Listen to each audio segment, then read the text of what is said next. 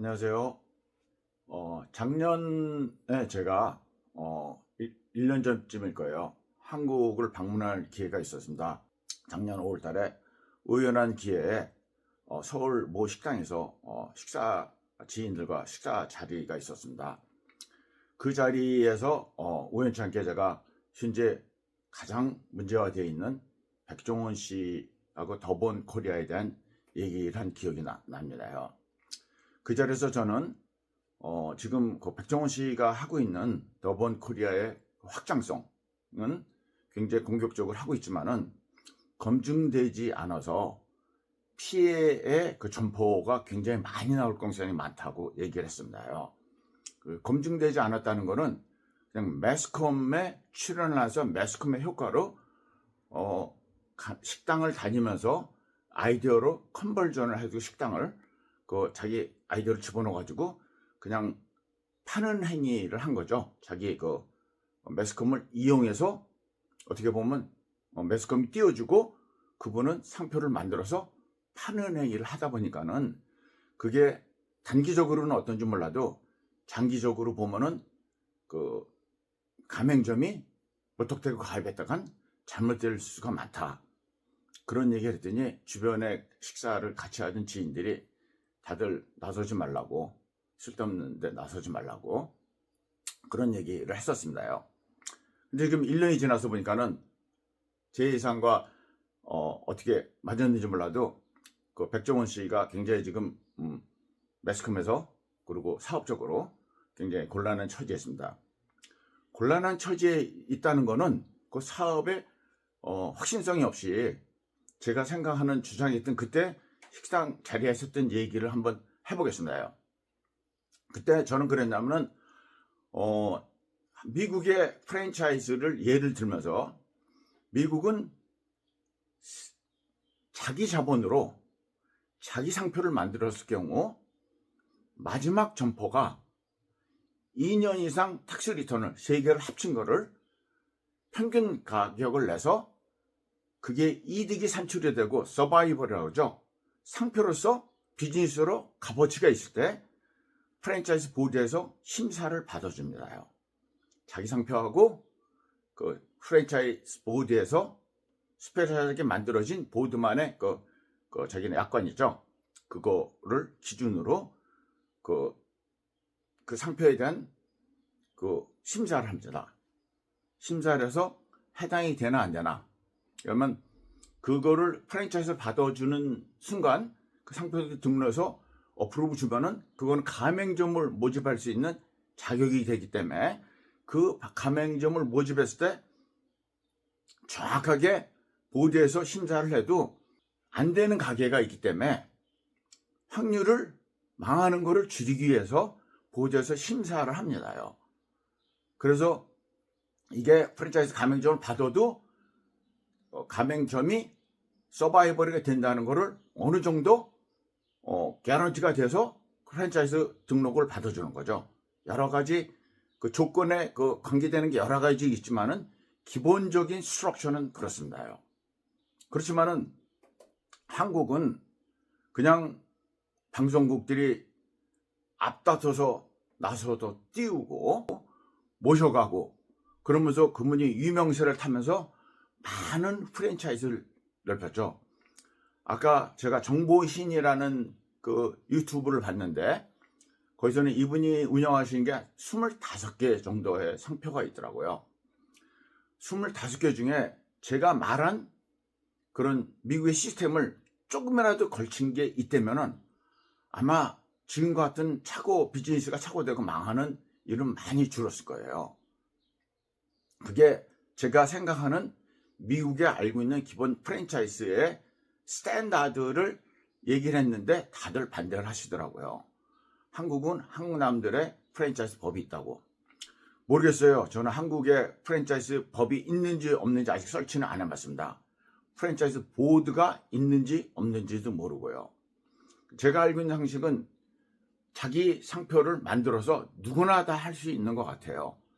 그냥 회사 창업해놓고 1년 있다 그 주변에서 모르게 1년 있다 썩혀놨다가 1년 썩혀놨다가 오픈해놓고 하면 된다. 그런 얘기를 하더라고요.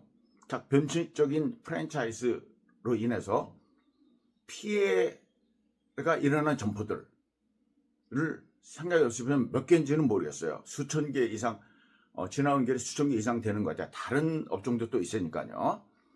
그러면 이 업종의 피해자, 그 작은 소규모의 그 점포를 했다가 망해 나가시는 분은 어떻게 보면 비교가 안 되지만은 불이 나서 한국에 얼마 전에 불이 나서 피해가 많았다 그러더라고요. 그거의 수십 배 이상이 되는 것 같아요. 제 생각에는. 경제적으로 얼마나 피해가 많겠어요. 이거를 한국에서는 정치하시는 분은 아직도 나몰라라는 것 같아요. 아마 프랜차이즈 법을 앞으로 1년 뒤도 몇 년 뒤도 안 만들 수도 있고요. 누가 어떤 분이 나서서 어느 정도 국회의원실에서 스터디를 해가지고 이런 법을 만들고 현재 프랜차이즈라도 임시라도 안전하게 갈 수 있게끔 자격 조건이 되나 안 되나 이런 거를 봐서 해야 되는데 한국은 아직 나몰라라는 것 같습니다. 더 먼 코리아의 뜻을 여러분 아실 거예요. 태어나다 그러시는데 한국은 프랜차이즈도 국회의원 법을 만드시는 분들 다시 태어나야 돼요. 그 프랜차이즈 소상공인들이 자기의 운명을 거는 돈이라고 생각되는데 그걸 다 걸어서 많은 금액을 손해보고 빚으로서 인생이 남는 거잖아요. 가게를 닫으면요. 이거를 법적인 제도가 없으니까는 백종원이라는 분이 그냥 방송을 타면서 막 치고 나오고 그리고 지방자치단체도 모셔가기 시작해서 그냥 저분은 크고 저분은 벌고 그리고 소상공인이 죽어나가고 그 가맹점은 소모품이자 하나예요. 그 사람 인지도에 의해서 자기 자본을 얼마 되고 투자해가지고 빚으로 남아서 그 나머지 인생들을 얼마나 힘들게 또 시작하겠어요. 그를 정치적인 목적, 정치에 계신 분들은 이걸 꼭 생각을 하셔야 됩니다. 지금 한국에는 프랜차이즈 보드가 있는지 제가 설치해보면 없는 것 같은데 특허청이라고 상표 등록을 받아주는 데가 조금 전에 방송 저기서 하신 분이 얘기를 하시더라고요. 특허청에 상표 등록만 해가지고 그냥 가맹점만 모집하면은 이렇게 프랜차이즈로 발달이 돼서 이런 그 경제적 피해가 많이 일어나는 것 같아요. 피해자들이죠. 그 가맹점에 계신 분들은. 그래서 제가 말씀드리는 거는 특허하고 상표 등록하고 프랜차이즈는 분명히 틀립니다. 경제적으로 이득이 나는 업종을 이득이 나는 그 데이터를 가지고 상표 등록을 받아서 모집할 수 있는 자격 요건을 만들어 주셔야 돼요. 그래야 너도 나도 나서서 프랜차이즈 본사한다고 나서지 않고 실패 확률을 줄이게 하는 정치적인 법을 만들어야죠, 이걸요. 그렇지 않고서는 앞으로 이런 일이 계속 또 생길 겁니다. 제2의 백종원, 제3의 백종원이 나올 수도 있는 거죠. 저는 저분을 키워준 방송들 반성을 하셔야 돼요. 잘 된다고 할 때 모셔가서 방송률 높이려고 무조건 띄워주고 지금 와서 상황이 안 좋으니까는 그냥 또 안 좋다 치져가고 이런 걸 하기 전에 정치적인 백그라운드 정치에서 먼저 이런 일을 했어야 된다 생각합니다. 무법의 무지의 프랜차이즈가 시작이 돼가지고 대한민국의 그 젊은 세대나 자영업 하시는 분 가맹주들 얼마나 피눈물 흘리겠습니까요?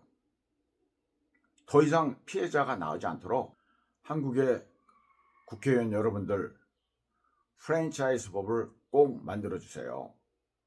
그렇지 않으면은 앞으로도 자기 비즈니스를 시작하는 소상공인들은 가입과 동시에 본사 꼬임에 넘어가서 망할 수 있는 확률이 굉장히 많은 프랜차이즈 사업을 시작하게 됩니다.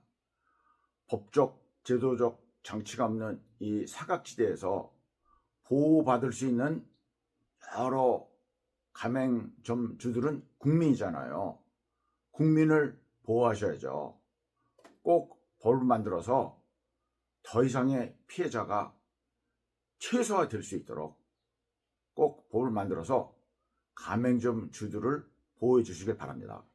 백년 한국의 하제임스입니다. 제 방송을 보고 문의사항이 있으면 이메일로 연락 주시고 그리고 좋아요 좀 눌러주시길 부탁드리겠습니다. 감사합니다.